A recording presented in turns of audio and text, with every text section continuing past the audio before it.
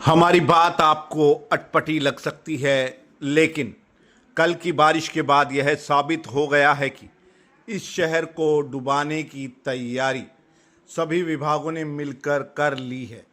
जी हाँ, हमारी बात 100% सही है, क्योंकि इसके बड़े कारण हम आपको बताते हुए चलते हैं।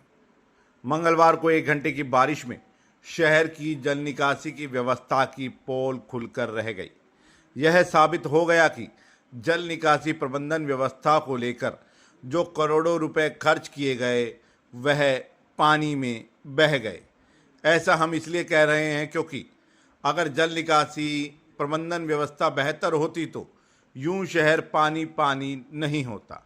कोई एक जगह तो बता दीजिए जहां पर पानी भरा न हो। इसके लिए वह तमाम विभाग जिम्मेदार है जिनके कंधों पर जिम्मेदारी तो थी शहर को जल भराव से बचाने की, लेकिन उन्होंने तो शहर को डुबोने की तैयारी कर डाली।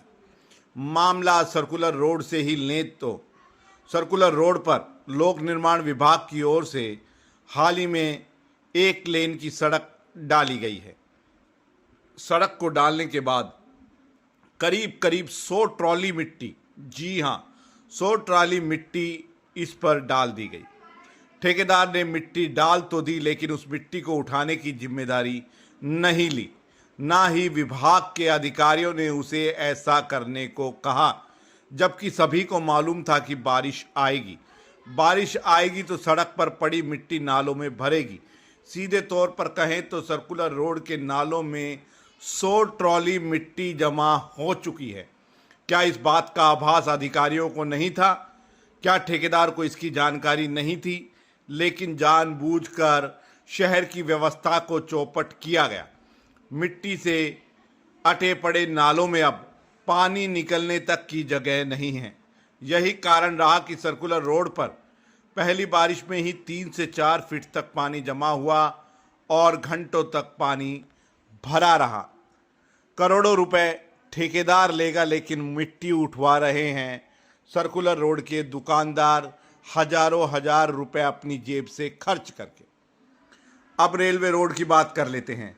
रेलवे रोड पर सड़क को टूटे हुए 3 महीने से भी ज़्यादा का समय हो गया है, लेकिन इस सड़क को बनाया नहीं जा रहा है। सड़क बना क्यों नहीं रहे, इसका भी कारण हम आपको बता देते हैं। 3 महीने तक सड़क टूटी पड़ी रही, ठेकेदार ने काम नहीं किया, और जब ठेकेदार काम करने लगा तो नगर परिषद को ध्यान आया कि यहाँ पर तो नाले की कनेक्टिविटी देनी है और पाइपलाइन डालनी है। नगर परिषद के कार्यकारी अभियंता अंकित वशिष्ठ, कनिष्ठ अभियंता वीरपाल और ठेकेदार डेविड की मौजूदगी में चेयरपर्सन विनीता पीपल ने रेलवे रोड का निरीक्षण किया था। सख्त निर्देश भी दिए थे कि जल्दी से इस काम को पूरा करो। इसके बावजूद भी काम पूरा नहीं हुआ और मानसून आ गया। सैकड़ों दुकानदारों को व यहाँ से गुजरने वाले हजारों राहगीरों को इस कदर परेशानी झेलनी पड़ रही है कि वह त्राही त्राही कर रहे हैं। मंगलवार को बारिश में जो भारी जल भराव हुआ, उसके पीछे भी कहीं ना कहीं यही लापरवाही जिम्मेदार रही। जब करोड़ों खर्च करने के बाद भी शहर डूबना ही है तो फिर भला पैसे खर्च करना जरूरी क्यों है?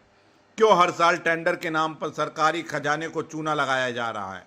यह तो 1 घंटे की बारिश थी, आगे मानसून में घंटों बारिश होनी है और कई कई दिनों तक बारिश होनी है। इन हालातों में शहर का क्या हाल होगा, इसका अनुमान भी लगाना मुश्किल है। अगर ठीक तरीके से जल निकासी व्यवस्था नहीं हुई तो शहर का डूबना निश्चित है। ठेकेदार से बात हुई थी हमारी, उन्होंने 15 दिन बाद उठाऊंगा, 15 दिन में धामी मर लाइन टीपी हो जाएगी हमारे टैक्स से उससे डीसी साहब को, या फिर इसको उठवाया जाए। आने जाने पब्लिक परेशान, आने जाने सब परेशान, व्हीकल वाले परेशान।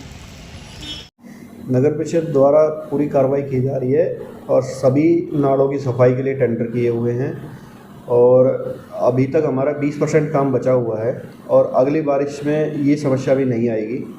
कुछ हिस्से हैं जहाँ जाली वगैरह बंद हो जाती हैं, उसके कारण पानी भरा है, वहाँ के लिए हमने अलग अलग आदमी की ड्यूटी लगा दी 24 घंटे के लिए। जब भी बारिश आएगी उनकी सफाई रहेगी और आगे भी ये समस्या नहीं आएगी और ज़्यादा इस पर ध्यान दिया जाएगा। 20% काम इस वे में नहीं बचा हुआ, जो भी मेन वाटर लॉगिंग पॉइंट्स हैं वो सब क्लियर हैं। जो पूरा शहर हमें साफ़ करना था, एक ए से लेके जेड पॉइंट तक हम जो साफ़ करना चाह रहे हैं, उसके अंदर ये काम बचा हुआ है। जो भी क्रिटिकल पॉइंट्स है वो सब हम साफ़ कर चुके हैं।